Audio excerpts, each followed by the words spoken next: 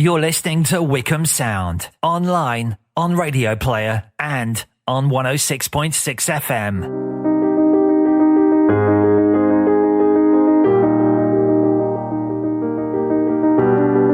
Somebody said that it couldn't be done, but he with a chuckle replied that maybe it couldn't, but he would be one who wouldn't say so till he'd tried. So he buckled right in with the trace of a grin on his face. If he worried, he hid it. He started to sing as he tackled the thing that couldn't be done, and he did it. Somebody scoffed, "Oh, you'll never do that. At least no one ever has done it." But he took off his coat and he took off his hat, and the first thing we knew, he'd begun it. With a lift of his chin and a bit of a grin, without any doubting or quid it, he started to sing as he tackled the thing that couldn't be done, and he did it. There are thousands to tell you it cannot be done. There are thousands to prophesy failure. There are thousands to point out to you, one by one, the dangers that wait to assail you. But just buckle in with a bit of a grin. Just take off your coat and go to it. Just start in to sing as you tackle the thing that cannot be done, and you'll do it.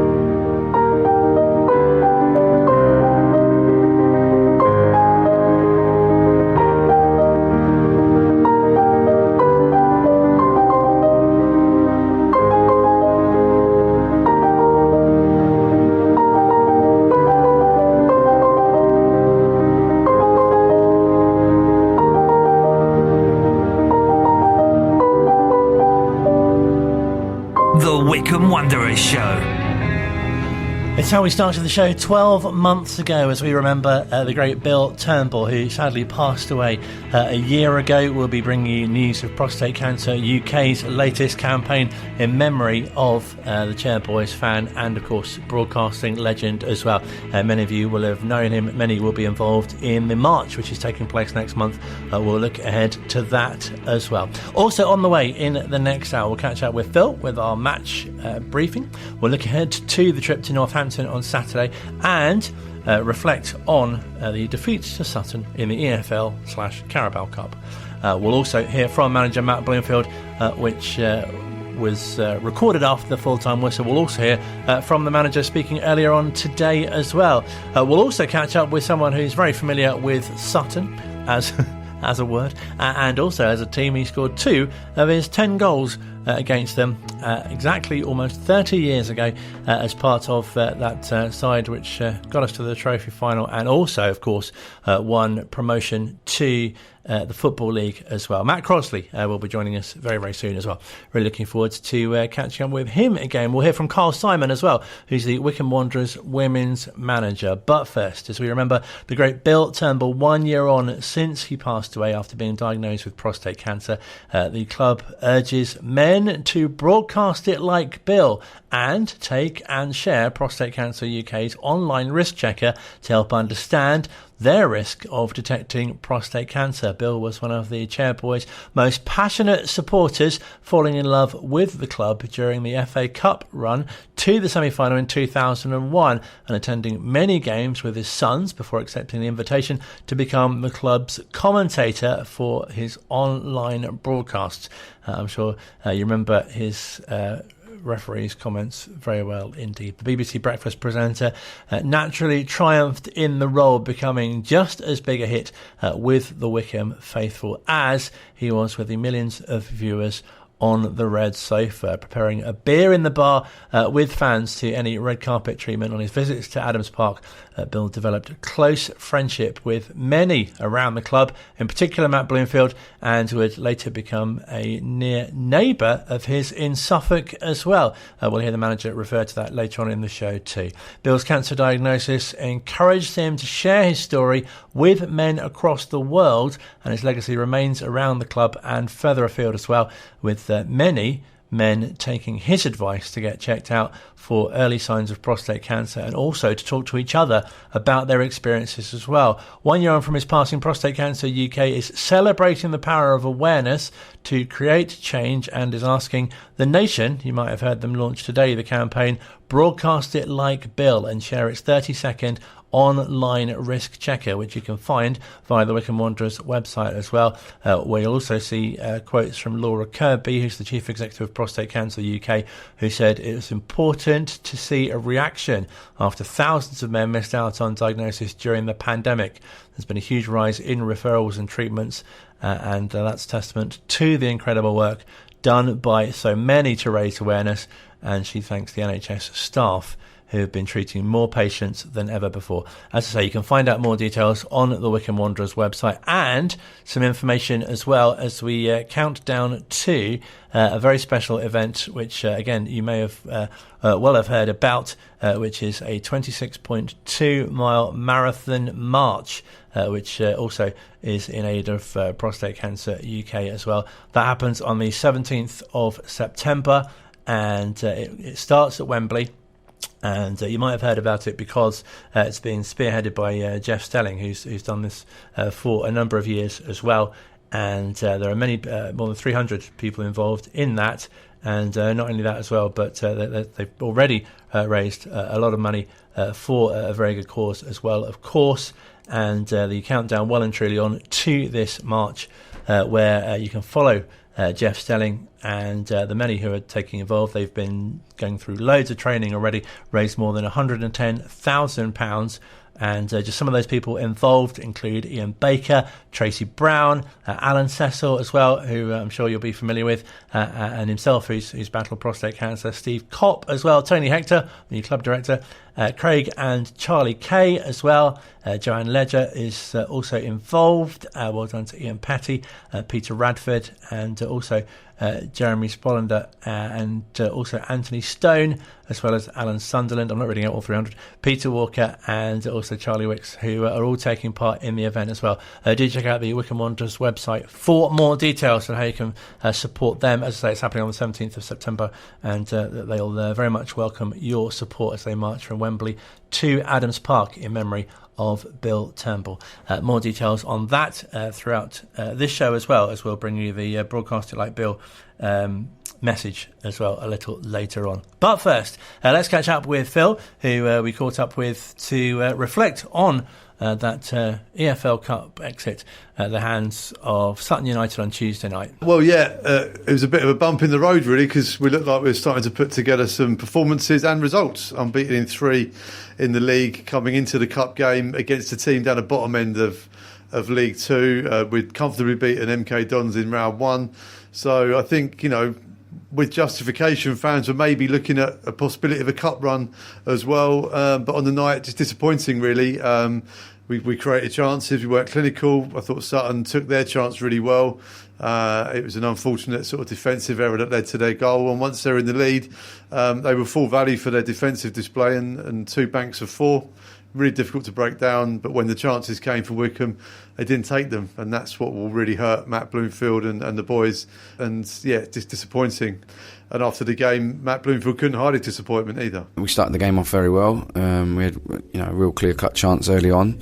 Then we became a little bit too passive and a little bit too pedestrian, maybe is the right word, with our passing. Although we were dominating the game, we gave away an opportunity, which was disappointing. I thought we became erratic for 10 minutes and came away from the things that were getting us success.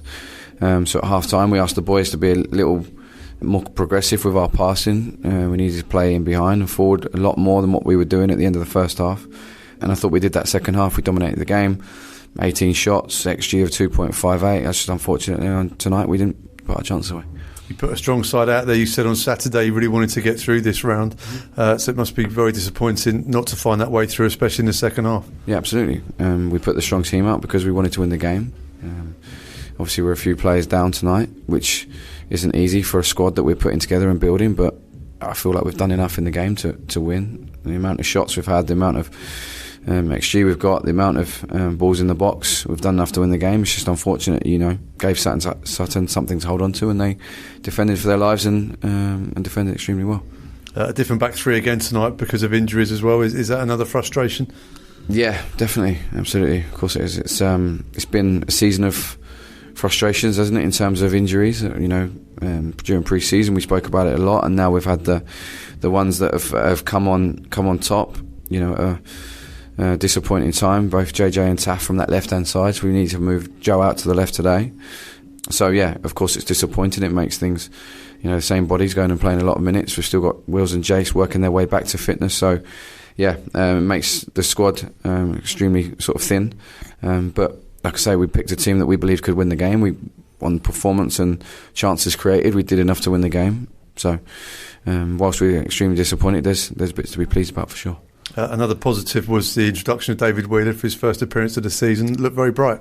Yeah, he did. He looked very, very bright. I thought he arrived twice on 2 crosses. You put your mortgage on him scoring both of them, don't you? And unfortunately, it just didn't happen for him tonight. But I thought his intensity, his desire to run in behind and get on the end of things, we have to be really pleased with that, because obviously Dave's been a really important player for this club for a number of years, and I thought he looked really bright when he came on tonight. Another frustration, we had that 3-game run, looking at a home game in the Cup as well before a tough trip to Northampton. Lost a bit of momentum possibly? Well, it's up to us, isn't it, to bounce back.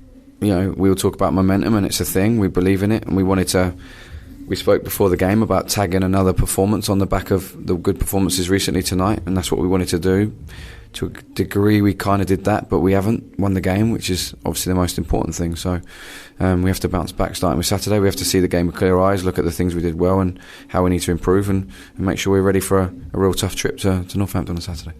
Gaffer, a tight game, chasing a goal, but no Brandon Hannell in the squad tonight. What's going on there? No, Brands wasn't in the squad, which is obviously disappointing when we're chasing a goal second half. He's been extremely good recently for us. We love Brands. If there's one thing I've learned about management, it's that you have to think on your feet and adapt at any point. So, no, I don't think I should comment too much on that.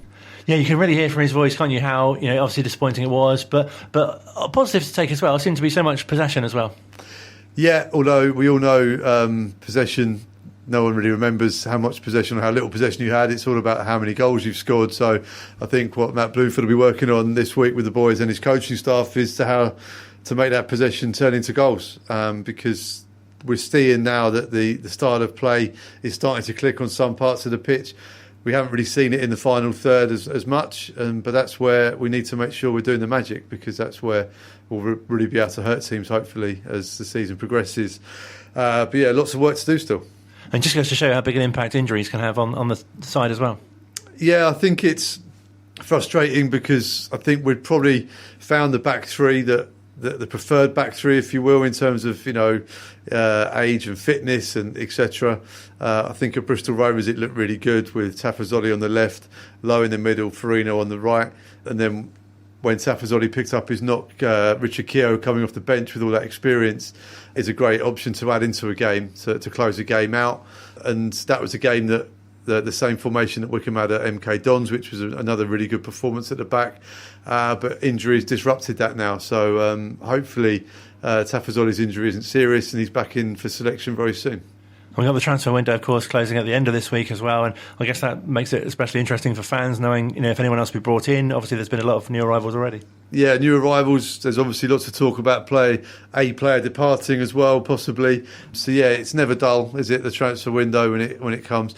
I just find it really frustrating that it happens during the season. We're already, a month into the season and the window's still open. There's still lots of jostling and teams having to sort of have a look around and do whatever happens, because if a player does leave, you want to have enough time to replace them. And I'm sure there's targets and stuff all lined up, but then you have to get those deals across the line in time. So I'm sure fans will be desperately checking their phone on Friday for any updates.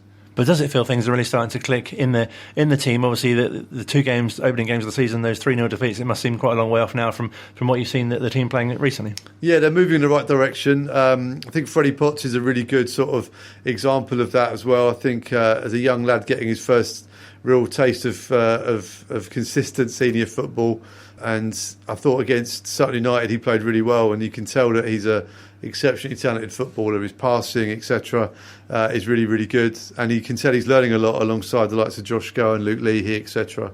I think he's going to be a really exciting player to watch this season, and his upward curve has been a joy to watch.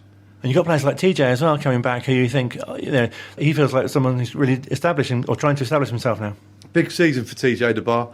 And yeah, he's got to make an impression now this season. I think this is his time. All the ingredients are there.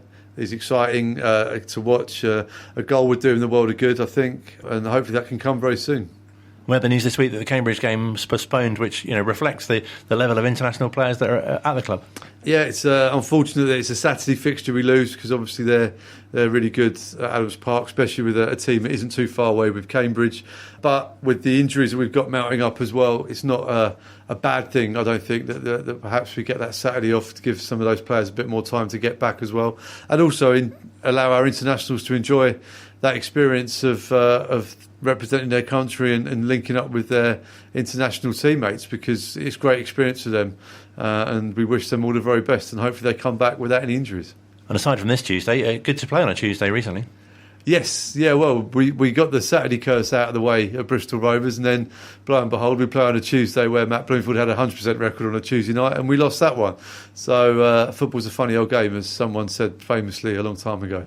It sounds like a bit of a cliche, but do you think that the players will be especially keen to bounce back on Saturday against Northampton? Yeah, especially with the gap the week after. It'll be lovely to go into that gap of the season on the back of a 3 points. And also, I think, talking to Freddie Potts last week for Wanderers TV, he was talking about they just had a week without a Tuesday fixture, and they were able to sort of do some really good sessions up at the training ground, which, with all these new players and the new style of play, I think they're worth their weight in gold, those sessions. So we'll have another 2 weeks of that, which I think hopefully we can see the rewards of that off the back of the international break when we're home again on the 16th of September against Blackpool. So yeah, but it would be lovely to go into that international break with an away victory at Northampton. Really nice to hear Joe Jacobson on the commentary with you on Tuesday saying about how Freddie spoke so well and so mature for someone so young, and he's so keen to really do well here as well. Yeah, and the great thing about these loanees is that they're exceptionally talented footballers. Of course, they're here to develop the other side of their game as well, so we will have to see some mistakes and some naivety at times.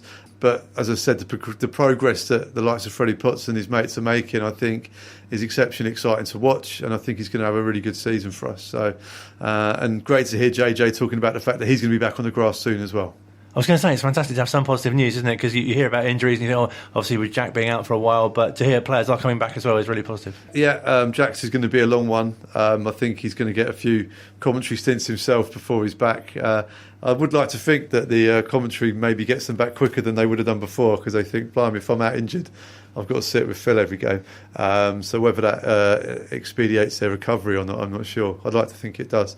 Yeah, so it's good to be able to call on those guys. And, we had it with Nick Freeman when he was at Wycombe Wanderers and he had a long-term injury. Jack, we were chatting the other day about when he's going to come and join me up in the commentary box, and he's really looking forward to it, because he finds match days very difficult when he's injured, because you can't do anything. You're watching the game, you're frustrated and you can't take part. You're there supporting, obviously, and doing what you can, but as a footballer who trains and plays games, that's their job. He finds it very frustrating, and he thinks the commentary is going to be a good outlet for that. And a change of management at Charlton, hopefully you'll be able to take advantage of that and get Danny Sender back with you as well. Yeah, I mean, it just shows you what a crazy world football can be at times, 4 games in, and Danny's done a fantastic job at Charlton right the way through the academy. He's been there 3 years. He's been slowly working his way up. When Dean Holden got the job, he appointed Danny as his assistant, and now Dean Holden is no longer in the job. They've taken Danny out as well as a goalkeeping coach as well, and I'm excited to see what he does next, because we've all heard his tactical knowledge on the commentaries. He's one of the most hard-working people in football. He's a great guy. His attitude's exemplary, and I think wherever he ends up, they'll be very lucky to have him. So hopefully 3 points on Saturday. Fingers crossed. If we can take down the Cobblers, that would be wonderful. Thank you so much. Enjoy the game. Thank you, Colin. Great to do a job on the Cobblers, wouldn't it, on Saturday. Away at Northampton, Phil will be bringing you the whole game live here on 106.6 and on Wanderers TV as well. And don't forget you can hear that full interview with Matt Bloomfield also on Wanderers TV. We'll chat to Matt Crossley next. Online. Still to come on this week's edition of the Wycombe Wanderers Show, we'll hear more from manager Matt Bloomfield. We'll catch up with Wycombe Wanderers Women boss Carl Simon as well, as they prepare for the start of their season this weekend. They're away to Ascot in their league opener. Of course, riding on the the success of the Lionesses as well, getting to the final of the Women's World Cup only a few weeks ago. We'll look at some of the Chairboys who will be on international duty coming up in the next week or so as well. But first, if you're listening a few weeks back, we got to speak to the man who led Wycombe Wanderers to the Football League as part of a series of key influencers, if you like, of getting the Chairboys from non-league into the EFL, and also someone who played over 300 times for the club. I saw many of them, and didn't score that many goals, mainly due to being a defender, but 2 of them were scored against last Tuesday's opponents. I'm very pleased to say joining us on the Wycombe Wanderers show once again is Matt Crossley. Hello, sir. Thank you. Hello, Colin. You okay? I'm really good, thank you. How are you doing? Yep. Not bad. Yep. Fit. Well, I've got back still a bit sore at the moment, but yeah, I'm okay. Okay. That's the main thing. 30 years on. Yeah. Does it feel like 30 years ago? I'm sure you get asked that a lot. Yeah, no, it doesn't. Well, I mean, it's unbelievable. You say 30 years, it doesn't seem like that at all. It only seems, doesn't seem that long at all. 30 years is a long time when you sit back and think about it. But I suppose because I see a lot of the old players still, and I see Martin still, and I see people at the club. It doesn't. If I had been away for that long, it would seem like 30 years. Because I see them quite often, it only seems like a few years ago. So, yeah. It must really help to keep the memories fresh, and really shows how special football is as well. Because I imagine, if you're a builder, we wouldn't be in touch with you in 30 years' time. So reflecting on a great extension you did 30 years ago. No, I was one of the lucky ones, being a football, playing for Wycombe and end up being a professional footballer. No, I was definitely one of the lucky ones, and there's lots of memories and lots of good times I had with all my old teammates. And such a special time to be involved in the club, obviously, because we've spoken to you before about that period from being amateurs to going to full-time professional. Yeah, it was. It was quite hard work to start with going professional, but we got used to it. The non-league scene was I think it's a bit different than what it is now. It was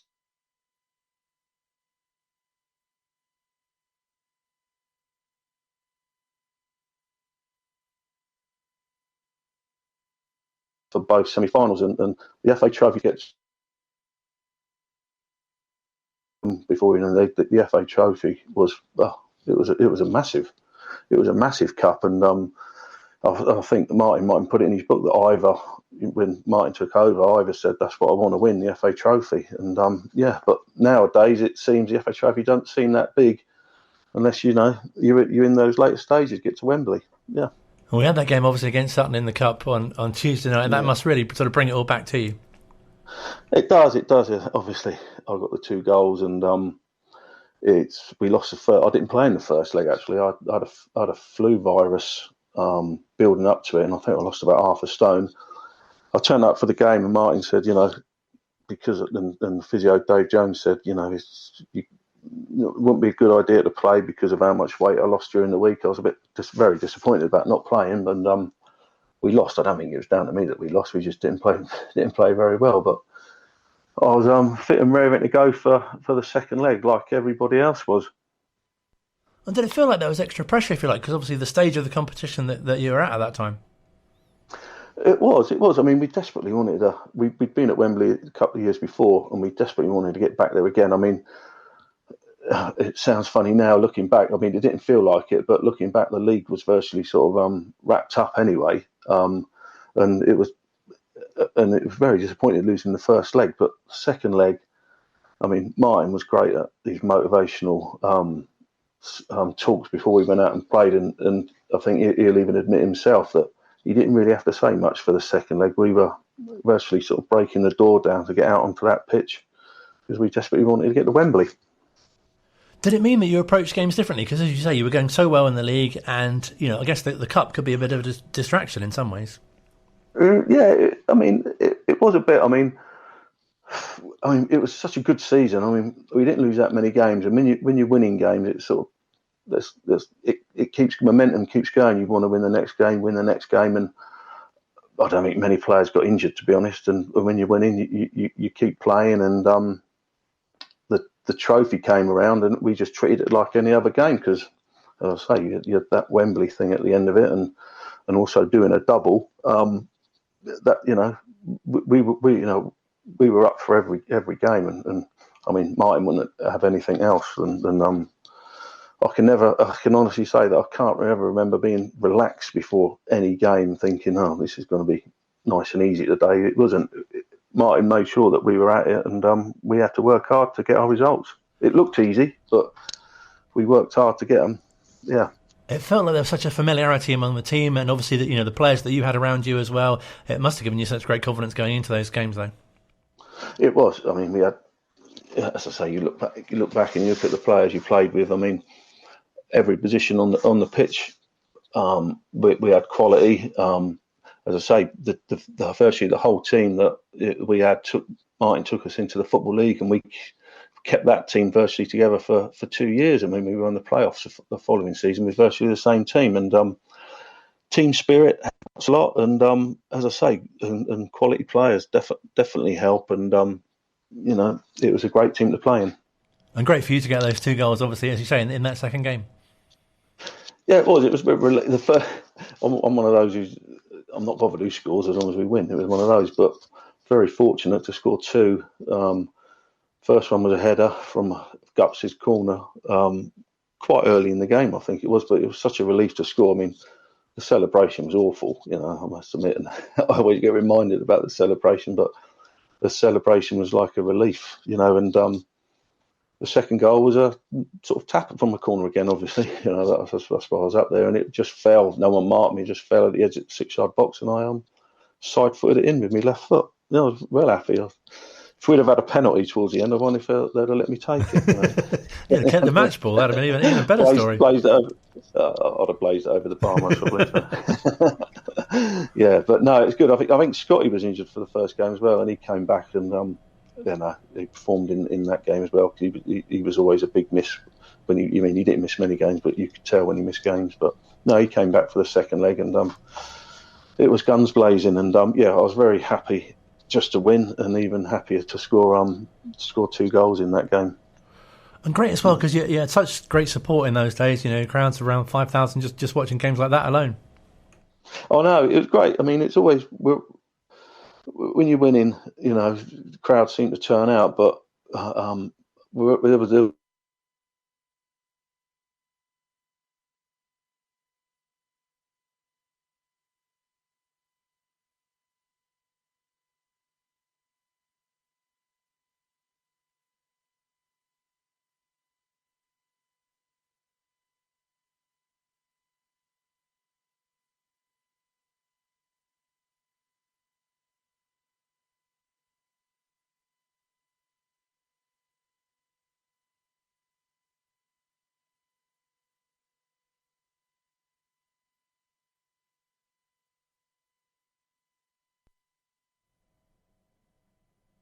Confident he'll come back.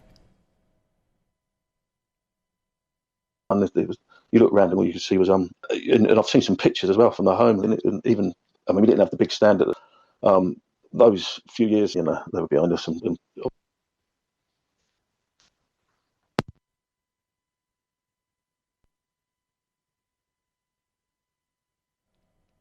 Are you still there?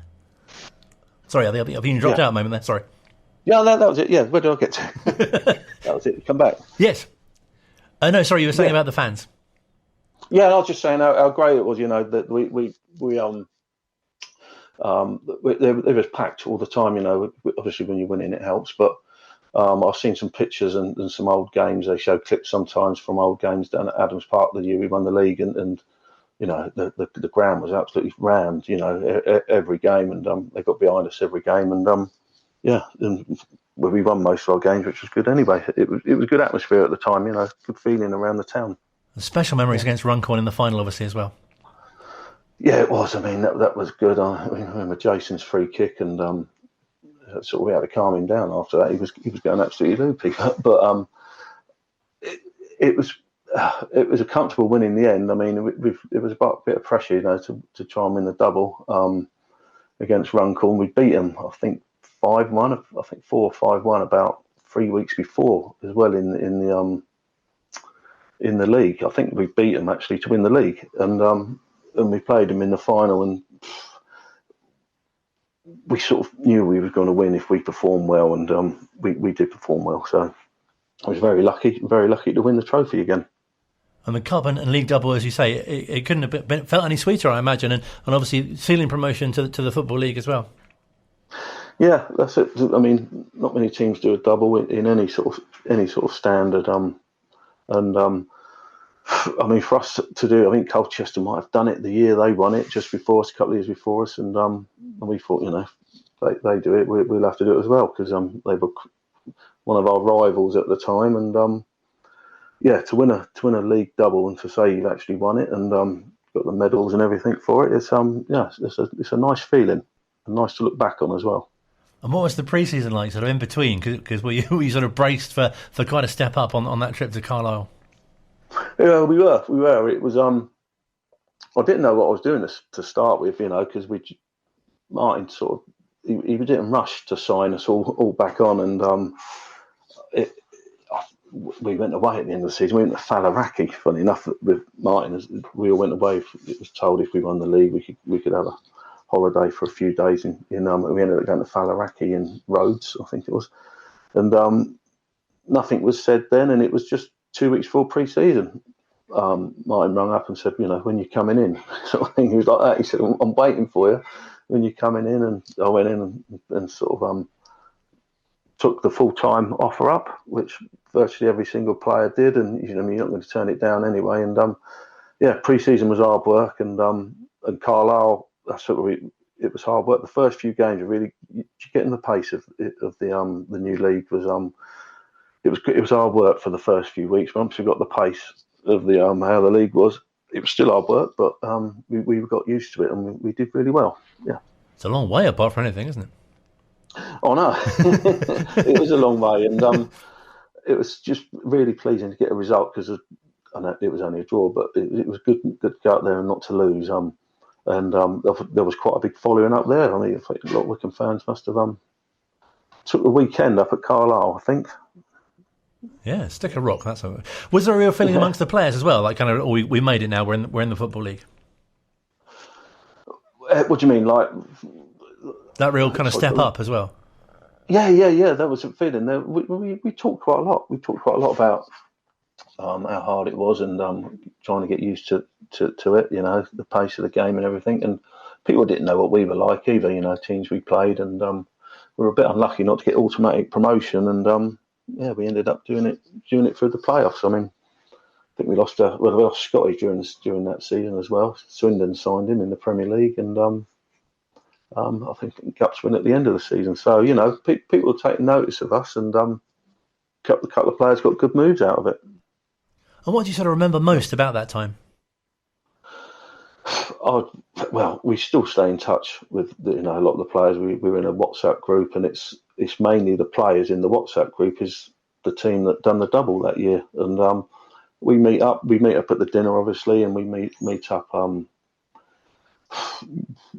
least once a year. We meet someone and have a couple of drinks, and it's the team spirit. We don't look back and we don't sort of tell each other. We're all level. We don't say he was better than him, he went better than him. We're all level. We'll appreciate what we all did for each other, and we appreciate that if it weren't for all of us together, none of this would have happened. Yeah. It's fascinating to think, isn't it, that you're all, doing different things nowadays, obviously, and in different places. Steve Guppy's in America, Andy Kerr's in Canada, but yet you still have that sort of thing in common that you all kind of experience together. Yeah, it is. I think that's, I wonder what it's like with other clubs. I think if you've won something, the players who've won something sort of tend to keep in touch. I think that's what it is. And I might be wrong, but and we had, we went out together, we won together, we lost together. There wasn't. If one had a go at another player, had a go at another player, it was forgotten about. At the end of the game, we'd argue. I'd argue with Paul Hyde all game. And at the end of the game, we'd have a beer together in the clubhouse. So. Yeah, it's like that. We still have a beer now and again as well.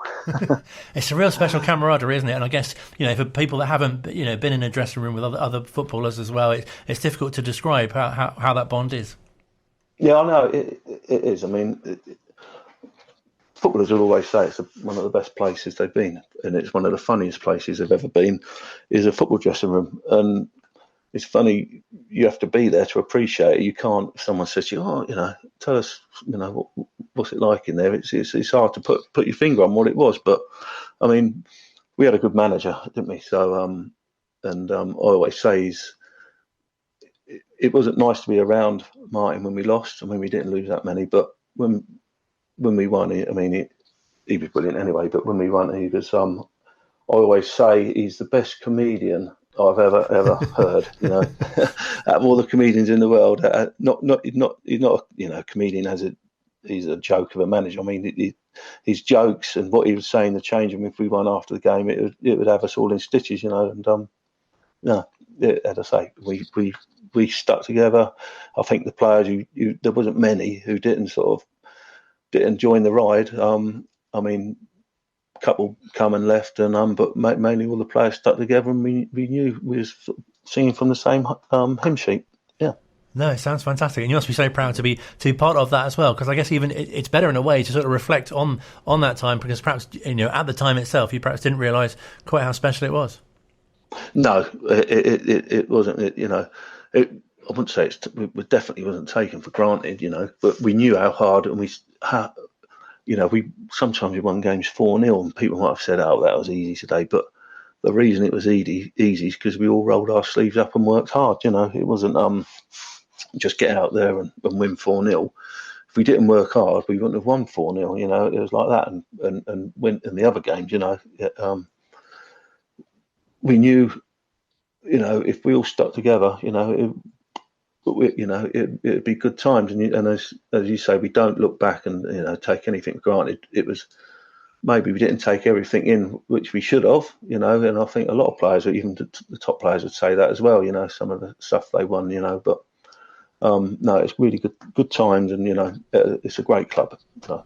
Fantastic to think, isn't it, that not so long ago you were playing teams like Fisher Athletic and Northwich Victoria, and then that step up to football league clubs, and more recently obviously they're taking on teams in the Championship as well, and the likes of playing Spurs in the Cup and things like that. Oh no, yeah, I was speaking to someone the other day. I think it was one of my brother-in-law was looking at the table, and it was like Bournemouth. We played Bournemouth, were down in the league. We had Brighton, we had Brentford, all those teams down there. So as I say, if they can do it, why can't anyone else do it? We had Wigan had gone up there, and that Wigan were down in our league. But look at all the some of the non-league grounds, and they say, "Yeah, I've played there." Pointing at you, I've played there. Every team he mentioned, Stalybridge, Shelby. I'm saying, "Yeah, I played there."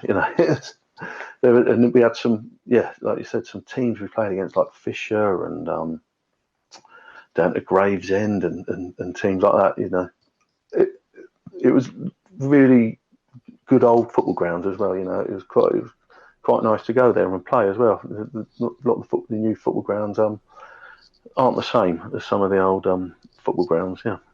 And as you touched on, I'm sure it may be similar in many clubs, but there does seem something that's especially special about this football club. And you talked about the Ex-Players Association. They've got their dinner coming up in a couple of months. Scary to think November's a couple of months, but anyway. And it'll be brilliant to kind of mark the occasion of 30 years, and the manager will be there, and yourself, and really great to kind of get together with former teammates as well.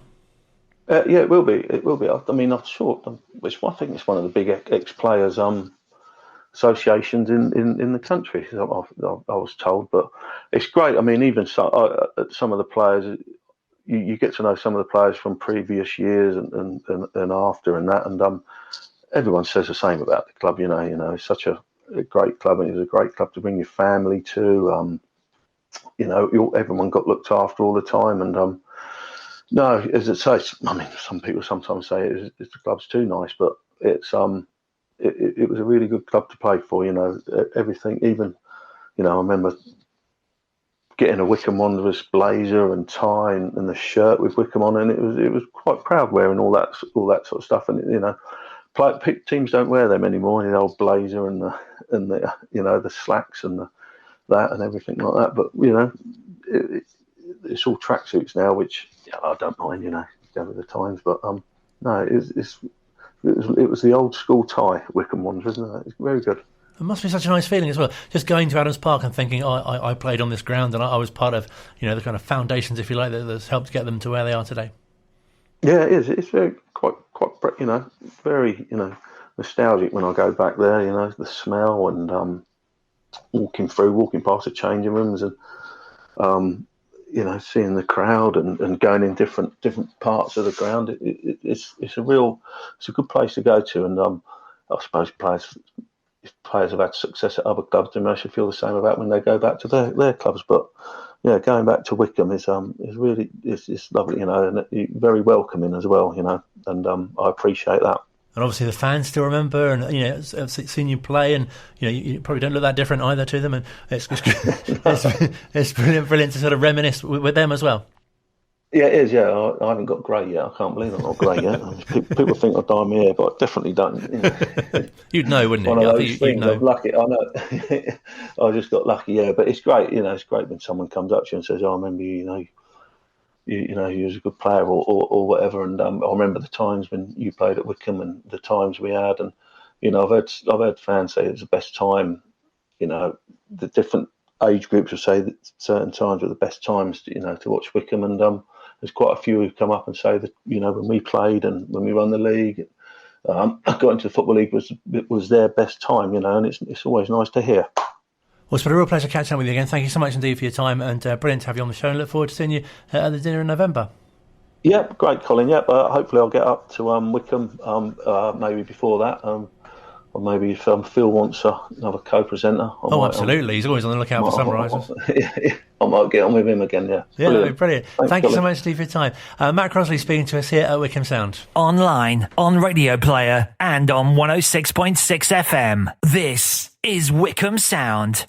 Bill Turnbull, a broadcasting legend whose tireless campaigning for prostate cancer awareness left a lasting legacy for men's health in the UK. Bill's message was clear. I really want you and your loved ones to take this simple online risk check now. Let's honour Bill's legacy together. Let's get men across the UK to check their risk. Let's broadcast it like Bill. Check your risk. Share the risk checker. Save lives. Final part of the Wycombe Wanderers show for this week.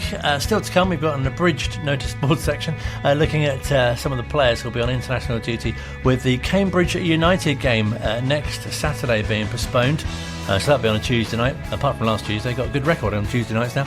We'll hear from manager Matt Bloomfield speaking to Phil a little earlier on today as well. Don't forget the transfer window closes. The deadline is 11 o'clock tomorrow night. If you're listening on the podcast on the 1st of September. And we'll build up to the trip to Northampton Town as well, of course, on Saturday, which you can hear live on Wanderers TV and also here on Wycombe Sound on 106.6 FM as well. But first, you might have been heard our brilliant package with Cara Howes, the Wycombe Wanderers Women captain, recently on how the Lionesses have impacted Wycombe Wanderers Women. Wycombe Wanderers Women's League season kicks off on Sunday, and I've been catching up with their manager, Carl Simon, to find out how their pre-season's been going. Pre-season's been really good, actually. We've had a new influx of players, especially for the under-18s and the under-23s.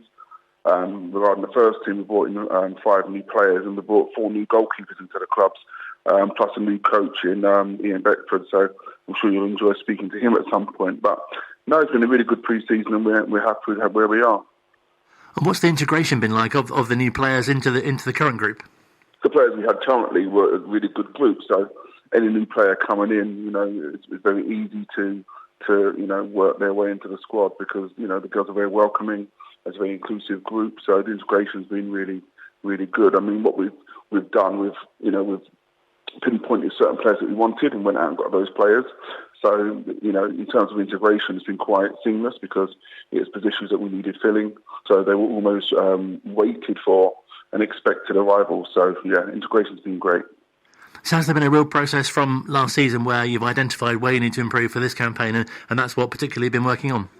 Yeah, I mean, last season was definitely a transitional period, and yeah, we went through a stage in the first few months of the season. We had to do almost a rebuild. We're not in that situation now. We're much firmer ground, so it's been a lot better.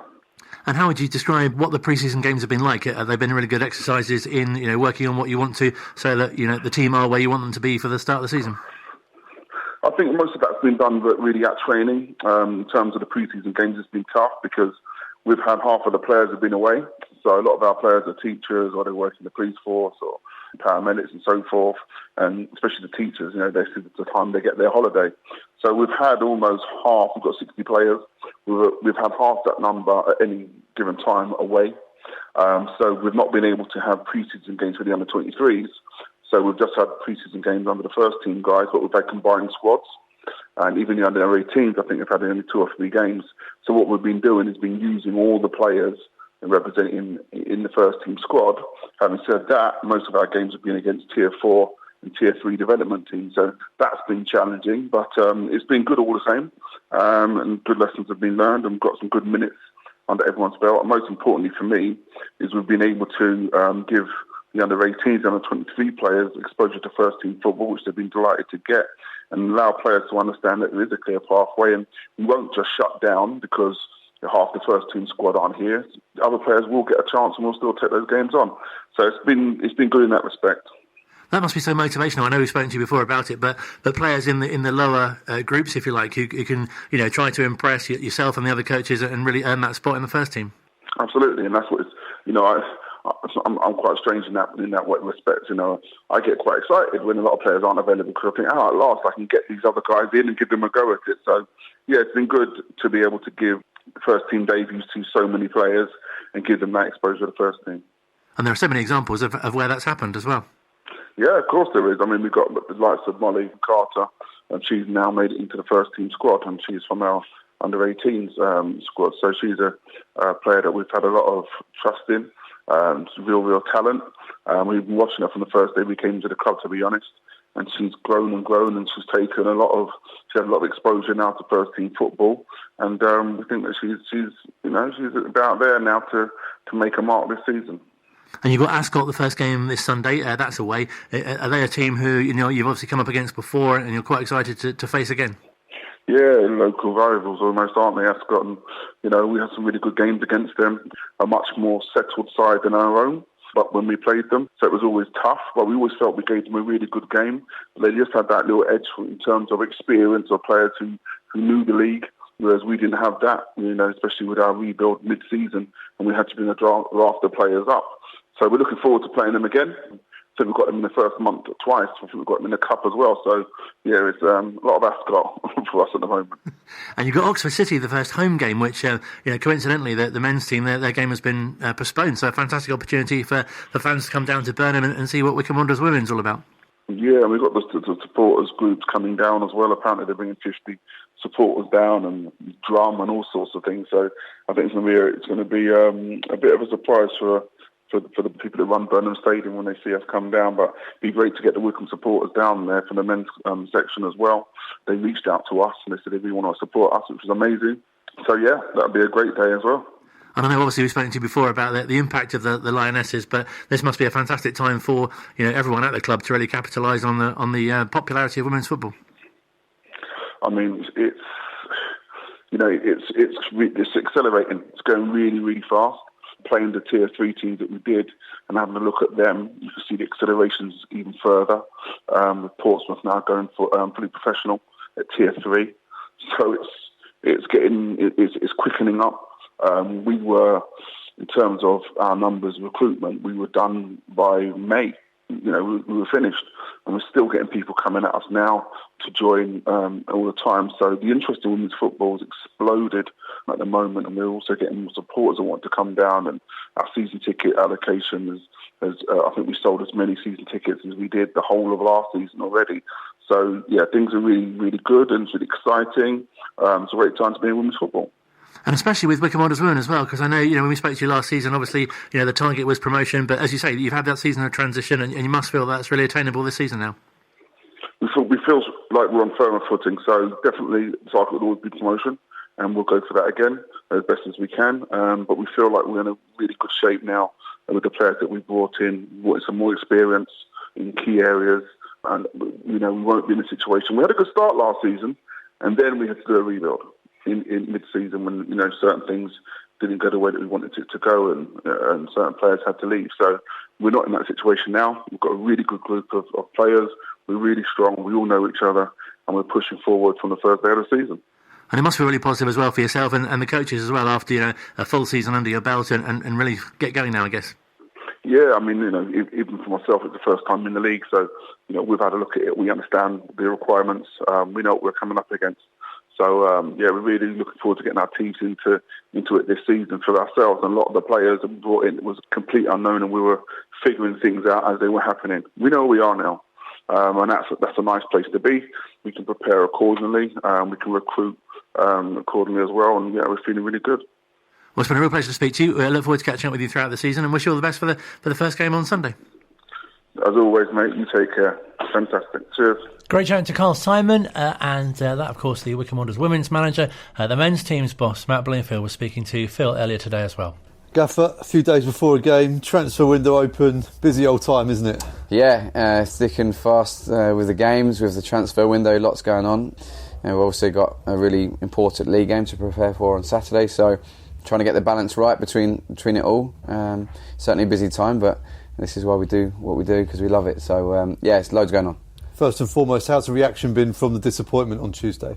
As you'd expect, disappointment of the result. We wanted to win the game, we wanted to get through, but as we always do, we've watched it back. We've presented to the boys today on Thursday and told them our thoughts. I think we're still evolving as a team, as a squad, and there's plenty of plus points. The XG was really high, the shots were really high. There's certain elements that we need to tidy up in our build and our create phase, but there was some pleasing moments and some stuff we need to make sure we're better at. And Northampton Town, looking at the table, an identical record to Wycombe Wanderers in terms of results. This one could be a tight one. Yeah, it could be. Done a great job at Northampton, obviously getting promoted last year.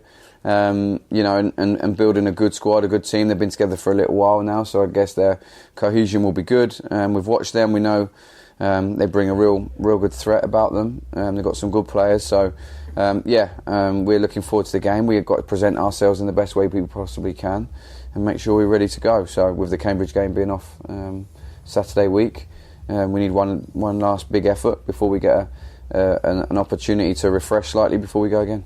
Be a local game as well, so there should be a lot of Chairboys fans. In fact, there will be lots of Chairboys fans there as well. That will help. Yeah, absolutely, because they travelled obviously fantastic to Bristol and supported us with their voice. And I think over the years at Northampton, we've always been followed really well, with it being a fairly local game. So again, thank you to those guys that are putting their hands in their pocket on a regular basis to support us. We're trying to work our hardest to make sure we give them plenty to cheer, and we'll be doing our best on Saturday to follow suit. Now, I'm on social media, I know you're not, but there's a name that's been doing the rounds. It's a name that's familiar to Wycombe Wanderers fans, Uche Igpiezu. What's happening? Me and Uche have been in contact ever since he's left. I got on really well with him when he was here. Obviously, we were teammates at that point. With my position at the top of midfield and him being a striker, we had a close relationship on the pitch and off. And we've kept in regular contact. I was asked about it a couple of weeks ago, and my answer has to be the same. We're working our hardest to improve the squad. We're working our hardest to make sure we're right at 11 o'clock tomorrow evening. I know there's a lot of speculation out there, but at this moment in time, I can't really say too much apart from we're trying our hardest to make sure we're as strong as we can be. Are you looking forward to that window being closed? Yes. It's obviously been a busy period for us. I think there's been a bigger overhaul over the summer than what we maybe envisaged going into the summer, but we're really pleased with the amount of time that we've put into trying to get us in as strong a position as we possibly can. We've obviously had one or two situations that have been ongoing this week, and we want to make sure that as a football club, my responsibility to Rob and Pete and our supporters is to make sure we're as strong as we possibly can tomorrow evening. And some things are bigger than football. It's a year since we lost our dear friend Bill Turnbull. I can't believe it's 12 months already. Yeah, it's you're right, a dear friend, an absolute inspiration as a person, just an absolute inspiration, full of energy and full of support and love for this football club. Obviously we came close off the pitch. I used to take my family around for lunch with him and Ceci, and I can't believe it's been a year since we've been able to see him, but a real dear friend. It will never be forgotten to us at Wycombe Wanderers, and someone we think about regularly. Yeah, his legacy lives on. Men should go and get checked. Yeah, definitely. It's, we need to remember that Bill suffered, and that he said a number of times that he wished he'd have got checked earlier. So it is something that we have a responsibility to ourselves and our loved ones to do. But we have to make sure we remember Bill with a smile. Remember him at Wembley that night when he managed to find his way on the back of his journalist background, and he was at the side of the pitch celebrating with us. And like I say, just a real lover and supporter of Wycombe Wanderers through good and bad times. He was always there supporting us, berating the referees and making sure we got the decisions we needed. So we remember him extremely fondly. Well, I'm sure he'll be looking down with us wearing the green and white kit for the first time, hoping for 3 points on Saturday. Absolutely. Real pleasure to hear from the manager. Obviously, we wish the team all the best on Saturday as well, taking on Northampton Town. If you're not going to the game, you can hear it live here on Wycombe Sound and on Wanderers TV as well. Don't forget the Cambridge United game next Saturday, postponed. Date will be released for that rescheduled fixture in due course. And of course, we'll be bringing you lots more on next week's show, although we won't have a game to look ahead to.